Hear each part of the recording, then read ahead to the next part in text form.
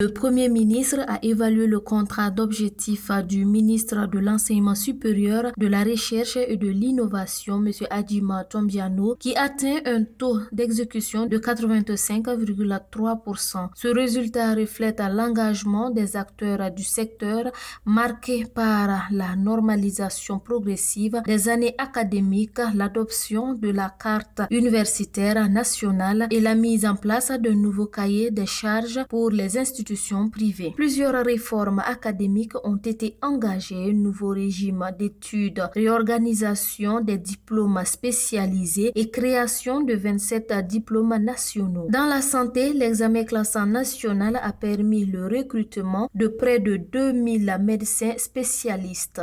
La création ou d'abord la réorganisation des diplômes d'études spécialisées, tels qui se passaient avant, qui étaient liés plus ou moins à chaque université, que nous avons désormais transformé en DES nationaux. Et pour ce faire, nous avons créé 27 DES nationaux.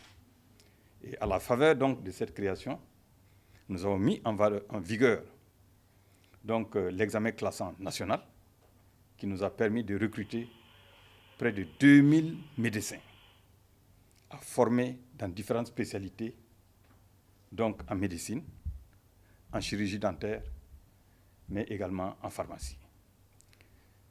À côté donc de tous ces acquis liés donc à la formation, il faut aussi relever un aspect très important au niveau de la recherche.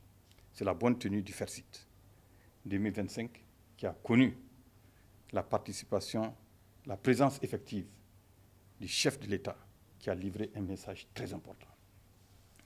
Et en lien avec la recherche, vous aurez également noté qu'au cours de 2025, le gouvernement a pris une mesure très importante en mettant en place une initiative qu'on appelle CORI, qui est la contribution spéciale à la recherche et à l'innovation.